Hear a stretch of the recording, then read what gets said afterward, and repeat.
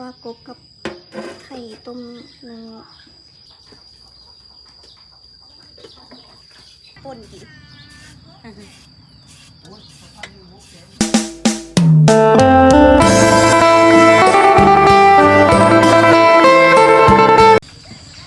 สบายดีจ้ะทุกคนมื้อนี้ก็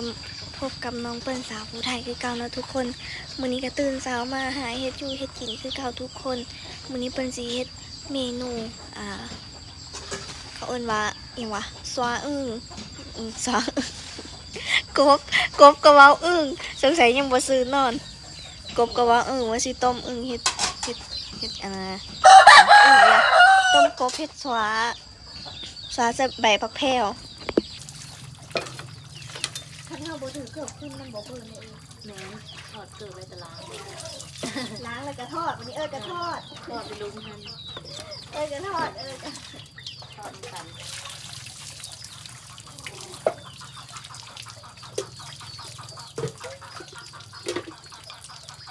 เข้ากันแล้ว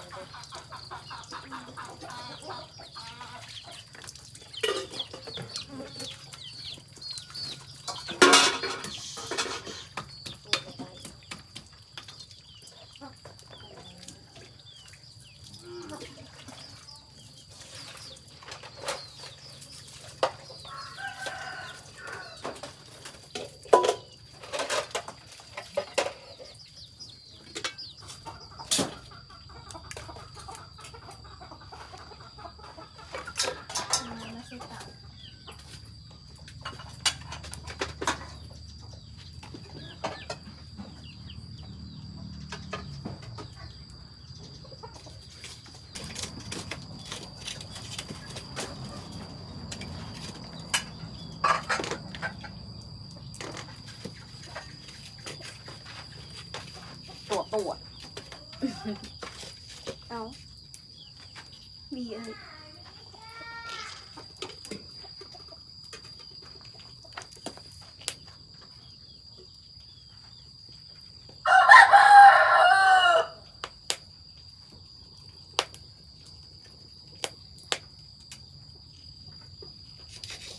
ี่ก็ทอด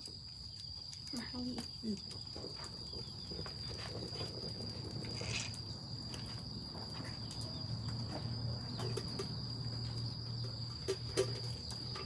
เคี่ยวนะสาวมาเอาอันปีโก้ยโก้นี่นะมันสิว่าได้ไหนวะมันเปื่อยง่ายแล้วมันกับโบดำห้ามมากินดีมิดเนาะหมอฟดปุด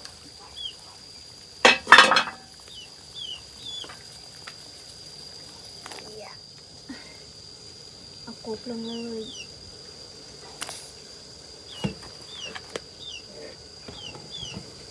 ต้มกบให้มันเปื่อยทุกคนเดี๋ยวจะมาใส่เครื่องหมด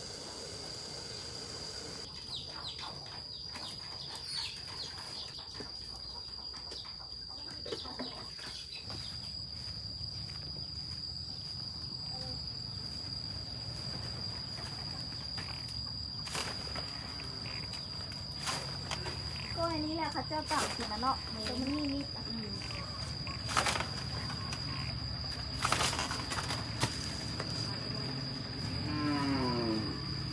เอาไว้บอก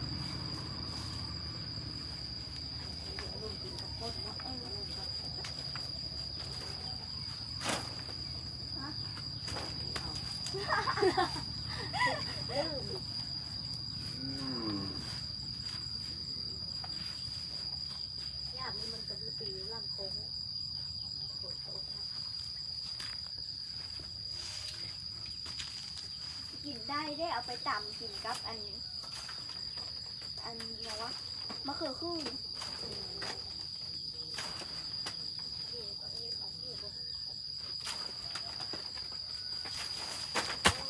ก็บ่ถือจังหวะมันจะปิ่งเยอะนะเธอใน2 อัน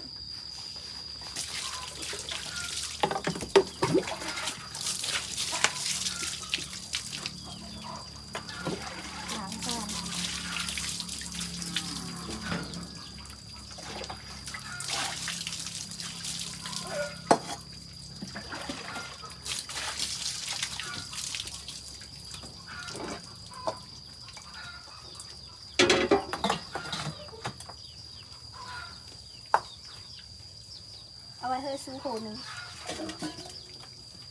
คน ใครเอาไปฟันยังว่ามันเขื่อนมีดกับเฮลเฮน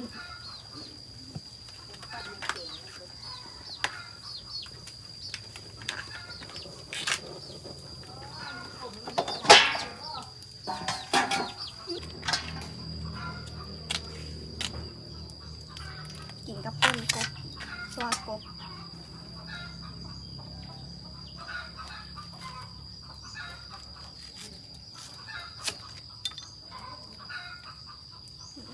ขาอะไรเนี่ย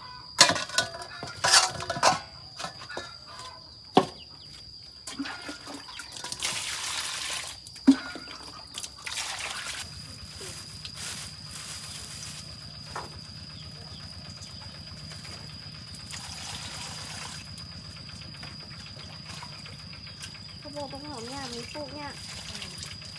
เล่นห้างได้ทันทีกับหาแนวมุ่ง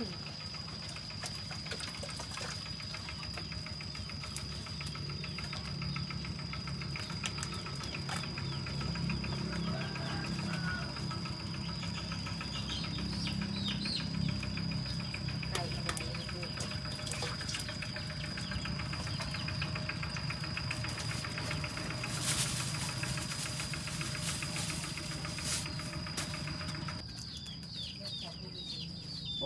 มันมีแม่ค้าเขาเอากระทะใหญ่ให้ เสือมุนกินได้บ่เบิ้ล ได้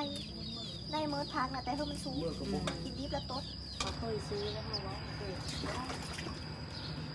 กบอบ ไอ้ นี่ทุกคน บ่ฮอดจ้ะไปละแหวนล้าน2,000 บาท อันนี้ไว้เฮ้ยนะสาวป่นกิน โอ้ย2,100แสน แกะเซปี แกะใส่ปีกคิดว่าสิป่น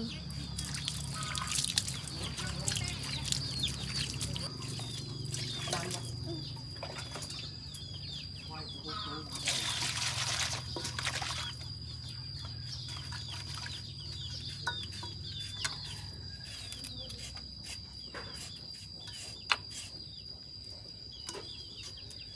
ซอยผักก็ทุกคนนี่ผักชีลาวอะไรกะ เขากองแบ ผั บ กโบแล้วก็อหย่างว่าเขาเอิ้นนะเอ้ย สาระแหน่ สะระแหน่ผักเสริมติ แล้ว อันนี้เขาเอิ้นว่าผักอีหยังทุกคนโบเมนสะระแหน่เลยผักเสริมบานเปิ้นเอิ้นนะผักเสริม ได้ยิน เอ เขาว่าอยู่ อ นะ อันนั้นใบมิ้นท์ ใบมินบอก ผักมิ้นท์นั่นแหละแล้วก็ผักแพรว ใบมิน ก็กี่โมงแล้วก็ไปงงมาก งงเลยเปิ้ล ฮะ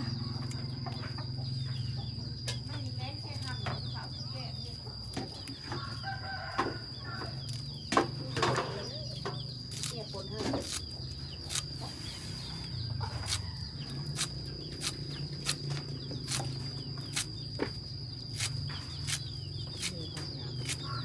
เกิดอยู่เลยเขาเกิดเลย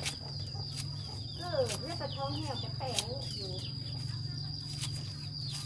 หอมเลยเนาะ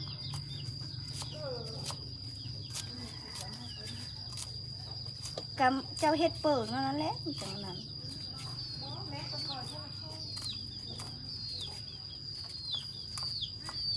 อย่ามันนะมันบุกินกะมันตุยก็พากันหุ่มชอบ หุบเลยเฮ็ดฟูดหลอกขาย มันหุ่มเลยยิ้มไปเฟ้ย มักอยู่แล้ว ทุกคนก็คือแปลกเนาะแบบเห็นชีเปิ้ลแล้วเป็นเพื่อนโคตรตลอดใช่ปะเป็นบอลนึงแล้วก็บอลนึง เป็นเฮิร์นโคตรแล้วการเด็กมันใหญ่ตายปะกองเทียมดีนะเอิญ แล้วมองทางนี้ไม่ได้กว้าง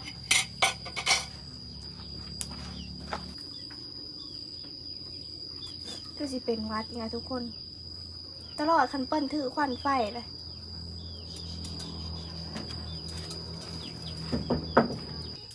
คันซีเป็นตอนๆทุกคน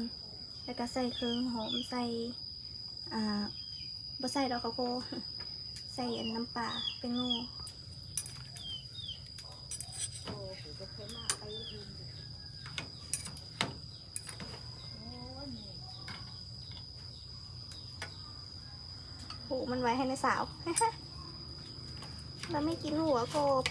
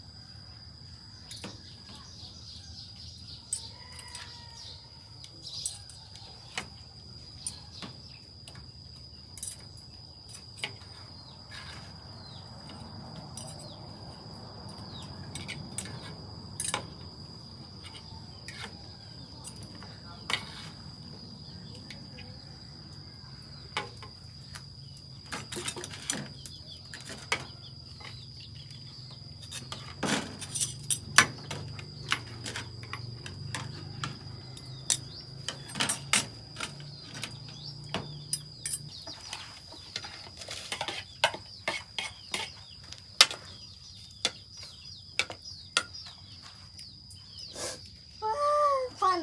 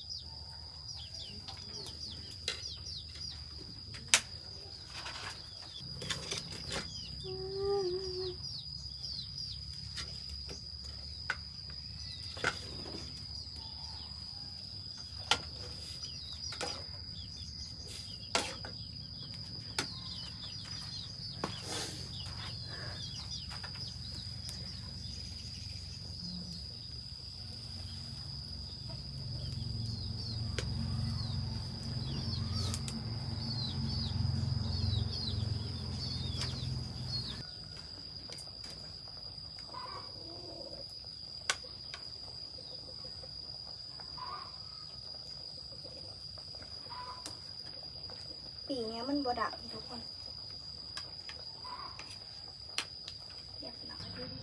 ดีจ้ะทุกคนแล้วมาได้มากินข้าวกันเบิ่งให้กินแต่ละเธอนะเปิ้ลขนาดสวากบกับไข่ต้มเนื้อน้อยกินผู้เดียว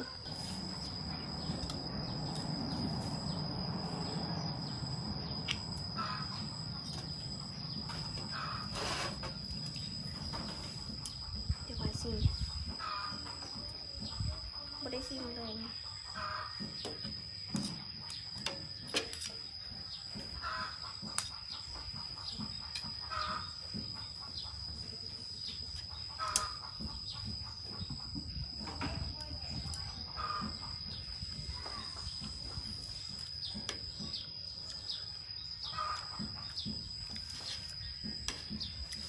แซ่บ